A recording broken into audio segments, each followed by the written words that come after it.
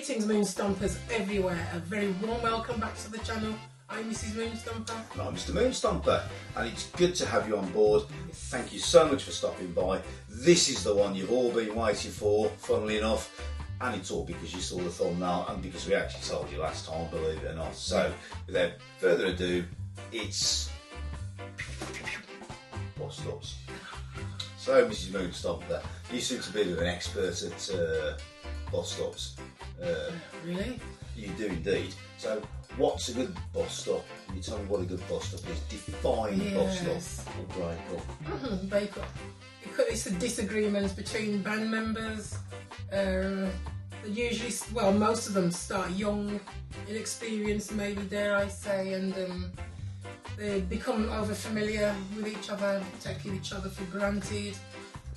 Control, there's a bit of control somewhere. Money as well, to do with money or lack of it. This is sounding awfully familiar. It sounds a bit like marriage, to be honest with you, but there you go. That's a different story altogether. I'll probably pay for that later, incidentally. No, just joking. So, let's dive in. Let's have a look. And the format of this one's going to be pretty much the same as our other videos. So we're going to do a top 5, but in no particular order. Okay. Maybe the top 3 have got a particular order, but the first 2 haven't. Right. So in at number 5, Mrs Moonstomper. It's the Wailers. So Mrs Moonstomper, who are the Wailers? Bob Marley, Peter Tosh, and Bunny Wailer. And they were all together as Bob Marley and the Wailers, Wailers. obviously. And if you watched our reggae programme, we'd have probably told you then, but we'll tell you again because you may have just tuned in just to watch bust ups. Oh, so yes. And Peter Tosh and Bunny Wailer and Bob Marley had all got to know Chris Blackwell. Chris Blackwell signed them up and they made the LP Catch a Fire, so we've recapped on that. However, word would have it, the ulterior motive for Bunny Wailer actually meeting Chris Blackwell was Bunny Wailer firmly believed that Chris Blackwell owed him money. Okay. And I'm going to explain why. Yeah. So, if you look back to Chris Blackwell, yes, he was with Island Records, and that was his thing. But since 1959, he'd taken Jamaican Records and he punted those out all over the UK and sold them. So he was a distributor as well. Yes. And within some of those distributions, what he'd normally do is just get boxes and boxes and boxes of records, and he'd distribute them to places in the United Kingdom where people wanted them, such as Birmingham and London. Oh yes. And the reason being because they were heavy in black communities. Of course.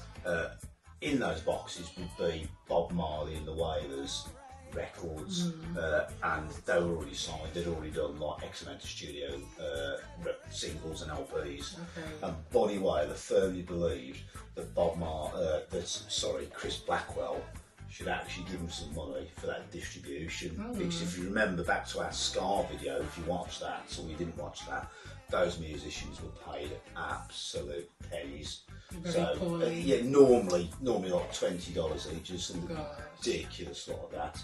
So the royalties didn't get through, and other bits and pieces didn't get through, and those musicians just remained really, really poor. But there you go, it's a different story.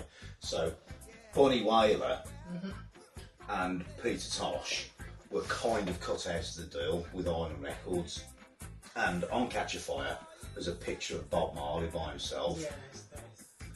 Peter Tosh didn't mind too much, or he didn't say too much about it. Bunny Wailer was very vocal, to the point where what did he call Chris Blackwell? Chris Whitewell. Chris Whitewell, as you do. Okay, so that's like a bit of a play on words. Yes. Right. Okay. And it is what it is. However, Bunny Wailer got a feeling, and Peter Tosh got a feeling that the deal was those guys were going to get edged out altogether. And Bunny Wailer didn't even get a writing credit on the first LP at all. Peter Tosh did, Bunny Wailer didn't. Although Bunny Wailer was firmly ensconced in that band. However, it is what it is. But the trouble came when they went on the first tour, and when they got their first bill from Island Records, which said exactly how much they'd earned, how much they'd actually spent. They found out they were in debt to Island Records, and they promptly left. They split up over that, and Bob Marley reformed with a different backing band, the I3s, but Bunny Wailer and Peter Tosh went off, and they had successful musical careers. Regarding that. So who's in at number 4, Mrs Moonstomper? Small Faces. The Small Faces. So the Small Faces are an archetypical mod band, are they not? They are, yes. You couldn't get more mod than the Small Faces at that point in time. And they had a string of hits They did, yes. in the mid-60s, such as HQ Park, Yes. All or Nothing, Tin Soldier. Tin Soldier, yeah, absolutely. And they are brilliant tracks, and it just epitomises mod. Yes. Steve Marriott being the absolute, perhaps not the architect, but he was the standout person in the Small Faces, for me anyway, and for a lot of other people. Now, they signed up with Decca Records, and there's nothing unusual in that, but the gentleman who signed him up is none other than Don Hardman. So if you don't know who Don Hardman is, you should go and Google it, but he's looked after, I don't know how many hundreds of people, yeah, right up to people like Ozzy Osbourne. So Don Hardman is Sharon Osbourne's dad. Whether you knew that or not, you probably did actually, guys. But so the Small Faces have got these string of hits, and now Itchy Park, so I'm going to digress there, but fun fact for you, Itchy Park, that was the very first record in the world to feature an effect called flange. So if you don't know what flange is, do you know what flange is? It's like a sound effect, is it? It's a sound effect, so it's almost as if the sound is going in and out, like the volume almost goes up and down. Oh yeah, so it's travelling from on different this way and that sides. way, Yeah. So what I'll do is I'll probably put a clip of a guitar in or some such. I might even put a clip of Small Faces in actually, and you can hear that flange effect. But it wasn't. It was the very first record to have that. Inclined to blow my mind, get on the decks will let run. They all come out to groove about, and I sat here following the sun. Actually came out with a concept LP, and I think it was called Ogden's. Ogden's Rub. No, it was Ogden's Don Nut Flake or something like that. Oh, that tobacco. Yeah, and it was actually a round. Tobacco. It was a round LP cover. In fact, we'll put a picture of that on the screen because it's absolutely bizarre. Yeah. It's a circular LP cover. Whoever saw such a thing? I know. And it was an absolute. Apparently, it was an absolute pig to make, but they made it. Gosh. And I've never seen a circular LP cover in all my born days. No. Not like a proper cover, like a cardboard one. Okay. I've seen a round one, but like a round see-through one. Oh yes. But not a round outer sleeve. It's like to portraying the tobacco tin, isn't it? It was indeed, so Yes. it was really ornate, and that was their stab at being psychedelic, and it's a bit of a freaky LP to be honest with you, but it's in the right vein. However, the Small Faces were always known as a pop group, Oh, right. so call it mod, call it pop, call it what you want, they were always known as a pop group, and they'd watch people like The Who, people like Pink Floyd, Status Quo, even the Rolling Stones as well, and the Beatles. They'd all successively progressed from a pop background or mod background, whichever you want to call it, or a rock background, into this psychedelia where they grew the hair slightly and they got that sound. Classic, that feel and that sound. They Isn't did it? indeed. All the different colours as well, like rainbowy. Yeah. Sort of Oh, far out, Brussels sprout, man. that lava lamps type thing. Yeah, that's exactly that. Yeah. But the funny thing is, right now, in my opinion, it's only my own opinion, I think that record was the actual start of the end for the Small Faces. because what they wanted to do was shake off that pop label, Yes. like those other bands I've just mentioned. They were desperate to do that and get a slice of the action, reinvent themselves, Yeah. and go into this psychedelia, then into the rock mode such as the Who did. And it didn't work. Oh. They were always labelled as a pop band, and the radio was just craving more 3 minutes Small Faces hits. To the point where in 1968, during a concert, Steve Marriott, right in the middle of the concert, just went, "That's it, I quit." And and he just upped and left, and that was the end of the Small Faces. Off into the sunset he went. Yeah, how bizarre was that? Very bizarre. So you can see with some people, it's not necessarily the money or the bits that you said. It's the pressures of the pressures of the music industry are quite intense to the point where it can make you just feel overly pressurised. So what we're going to do now, guys, is we're going to jump to a quick BT. We're going to show you the best of the rest. We hope you enjoy this, and when we come back, we're going to go to. We'll continue with the top 3. Absolutely. So enjoy. You thought you'd gotten rid of us, didn't you?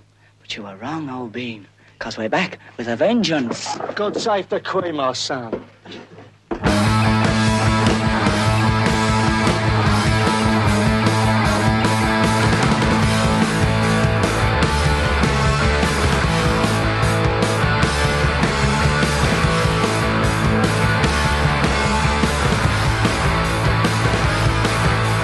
God save the Queen, the fascist regime. It made you a moron, potential hate bomb. God save the Queen, she ain't no human being. There is no future in England's dreaming. Tell me so, I know what you want, and tell me so, I know what you need. There's no future, no future, no future for you. God save the Queen, we mean it, man. We're ever Queen, God saves. God save the Queen, 'cause tourists are money, and our figurehead is not what she seems. Oh, God save history, God save your mad parade. Oh Lord God, have mercy, all crimes are paid. Oh, when there's no future, there can it be sin? Where the power's in the just fear, where the poison in a human machine, where the future, your future. God save the Queen, we mean it, man. We have a Queen, God saves.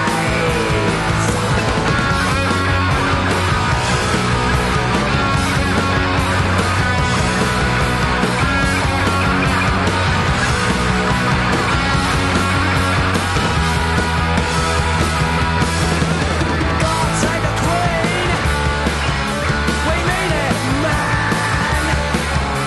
There is no future in England's dreaming.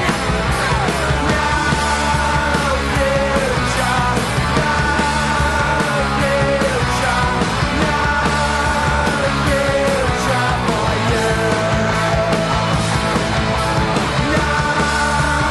future, no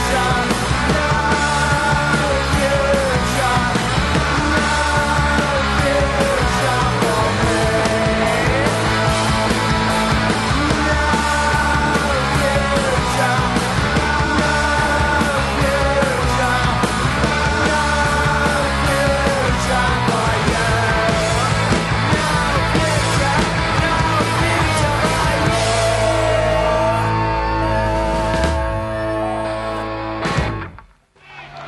The Sex Pistols' current record, God Save the Queen, is at #1 of the Capitol hit line today. But the IBA, which administers the Broadcasting Act, has advised us. Guys, welcome back. Hope you enjoyed that. Yes. Mrs Moonstomper. Yes, Mr. Moonstomper. The expert on fights and bust-ups. Not. Not. What's in at number 3? UB40. UB4. Was that your Brummy accent? Yeah. Good, innit? Good, ain't it? That's absolutely abysmal. Sorry. Honestly. Absolutely. However, right. So, UB40. What do you know about the breakup of UB40? It wasn't too pretty, was it? They split up and they then became 2 UB40s. The Campbell brothers, Robin and Ali Campbell, went their separate ways. Yeah. Because of a disagreement. So what was the disagreement? Ali wanted to go solo. So Ali did Wants to actually, break free but he from did it. actually go solo Oh, yes. whilst with UB40, and that was quite successful, incidentally. Okay. However, there was another disagreement, wasn't there? Or do you know what that is? Because I do. Oh well, when Ali left, he took Mikey Virtue and Astro. Yes, but there was a reason as to why he did that. So the reason was that when Ali Campbell left the band, now Ali Campbell would have you believe otherwise, and UB40 would have you believe quite the opposite. So who's telling the truth? Who knows? We'll never know. Suffice to say, they split, and it was very, very bitter indeed. It was. Ali Campbell released a statement, and the statement was that he wasn't happy with the band's management of the finances. Oh right. To the point where he wanted it investigated, and that's exactly what they did do when they trawled through the finances. They eventually found out that actually the band was pretty much bankrupted. But UB40 would say that Ali left, like you said, on the proviso that he was actually going to start his own solo career. Oh yes. Hence why they got, who did they get to replace Ali Campbell? Their older brother Duncan. Duncan Campbell. Now, I don't know about you guys, I'm not a massive UB40 fan. I love their early stuff. Their early stuff is the epitome of the early 80s. Oh yes, yes. And that's kind of where it's at, because it was just, that's where the United Kingdom was at that point in time, and they nailed it on the first couple of LPs, especially the first one. But Duncan Campbell, for me, bless him, was just not the singer, was he? No. He wasn't. So we went to see, was it, digressively, we went to see Still Pulse. Yes. But the tickets were sold as Still Pulse and UB40. And I genuinely thought that Still Pulse, coming back to Birmingham, that's a big thing, because they're a local Birmingham band. They were headlining, and UB40 was the sort of the undercard. When we got there, Still Pulse on stage first. Yes. UB40 came on, and it was Duncan Campbell singing. Yes. And I've got to say, how many songs did we last? About 3 or 4 maybe. About 3 or 4 we actually left. I thought it was absolutely awful. It wasn't Ali Campbell, and it was nothing like it. But 2 UB40s, that's just confusing, isn't it? That's absolutely awful. And that's what they're fighting over the name as well, aren't they? Yeah, absolutely. They are fighting over that got name. the rights to the name UB40. Well, yeah, and the thing is with that, because they sort of founded it together, nobody protected the copyright, and they are where they are, so nobody actually owns UB40. So crazy, go figure. Yes. So what have we got coming in number 2? The specials. Now this is, I think this is a really fascinating story, and is very, very telling of the period. So Jerry Dammers, if you don't know who the Specials are, it's a two-tone band. Yes. In fact, they were the guys who started two-tone. They And did. the keyboardist, Jerry Dammers, he was the one who actually instigated this all. So he was the one who handpicked all those musicians, and he wrote the majority of the tunes. Yes. And he pretty much put them where they are today, but he couldn't have done that without those other musicians, because they all had their own personalities, and it kind of took over. Now, in the early 80s, and the late 70s, early 80s, England was in a really, really poor state, and it was So it was blamed on the economy. Yeah. People didn't like Margaret Thatcher, and how many people were unemployed? 3 million people unemployed, and it was just absolutely on its backside. Was it not? Really chaotic. It really was. And Jerry Dammers actually penned the song. So what was that song, Mrs Moonstomper? Ghost Town. Ghost Town. Now, to me, that is the absolute. That's the sound of 1981 to me. It's just the absolute. It's. What can you even say about that song? It's probably one of the best all-time songs that just sets the scene, and it's true today. That song, I know. All of a sudden, that's true today. It's like it happened then. You've gone through all them years, and then you're sort of revolving back to that era. Exactly. Of what's happening today. Now, he penned that music first, so he wrote the music on an org. In fact, right, somewhere, right, I've got the original recording of that actual, what he actually wrote without any words, so we're going to play a little bit of that, not too much, it's a bit repetitive, and it's done that he's like home organ, like a Hammond organ or whatever it is, or a Bon Temple or something like that. Yeah.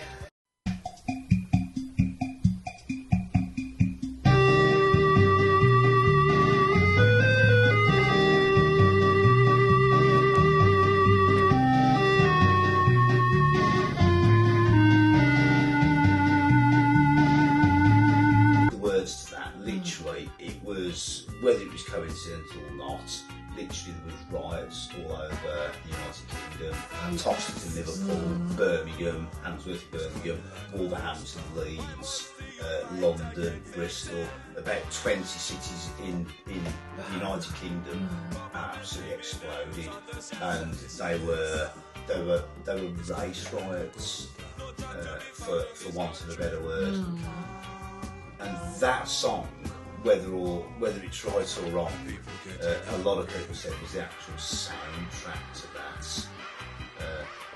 Not that it actually instigated it, but it was the soundtrack. But a lot of songs are a soundtrack to that, incidentally, as in our reggae special the other week.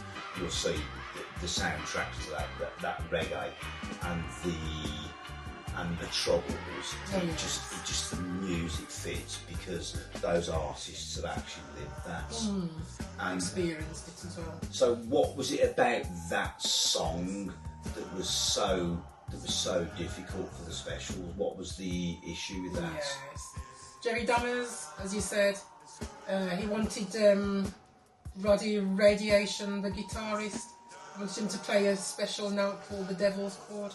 Aha, so the Devil's right. So if you don't know what the Devil's Chord is, it's not difficult to play, but it's difficult to play well. It's difficult to play it clean. And Roddy Radiation couldn't quite nail it, or he wasn't quite sure what it was. Yeah, even though Jerry Dammers offered to show him. He did indeed. Yes. Apparently. Okay. Yes. Apparently.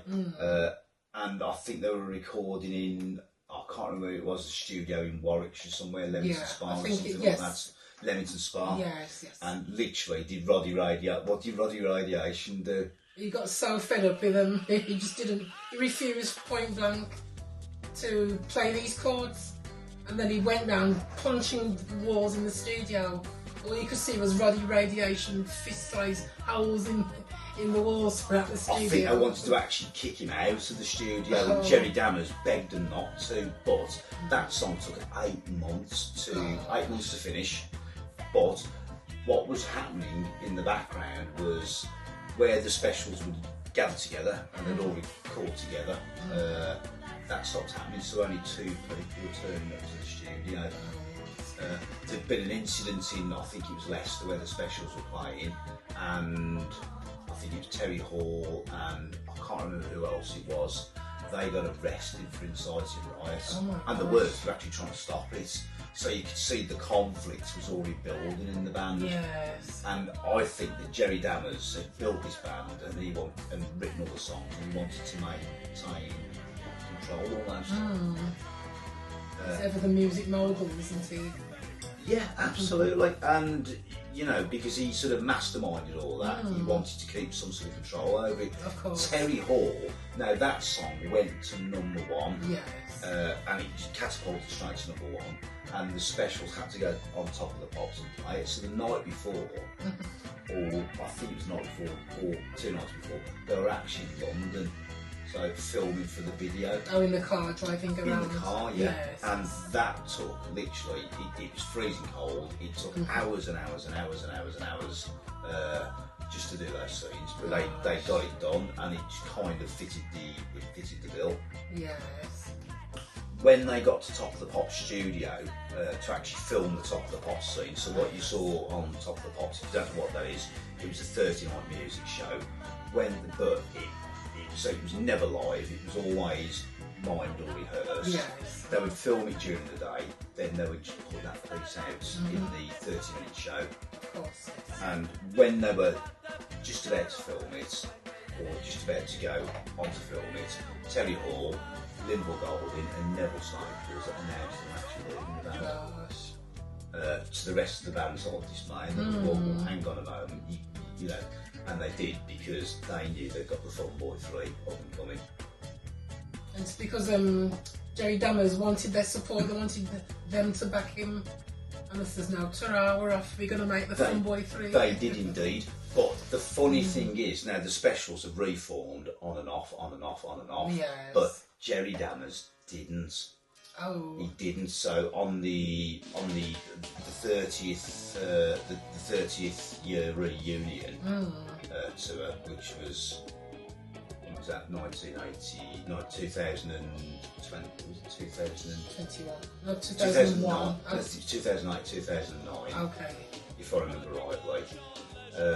Jerry Dammers wasn't invited onto that, and he said he wasn't invited.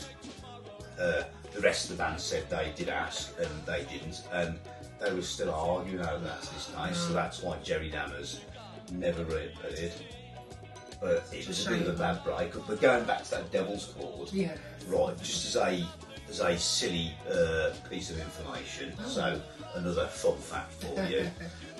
Right, another reason it was called the Devil's Chord was in the Middle Ages, if you played that on a lute or a lyre, if you played that, you could be hung for practicing witchcraft, because it sounded like witchcraft. Yeah, I know, it's crazy.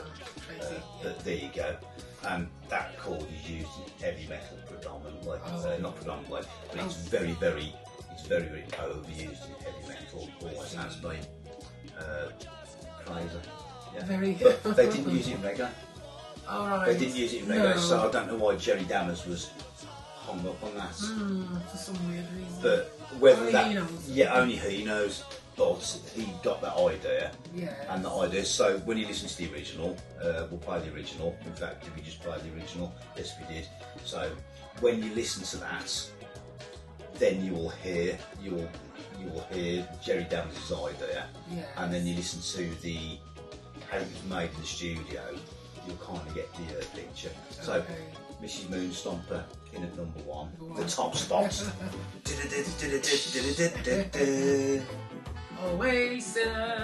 Oasis, oh my days. So where do you even start with the Gallagher brothers?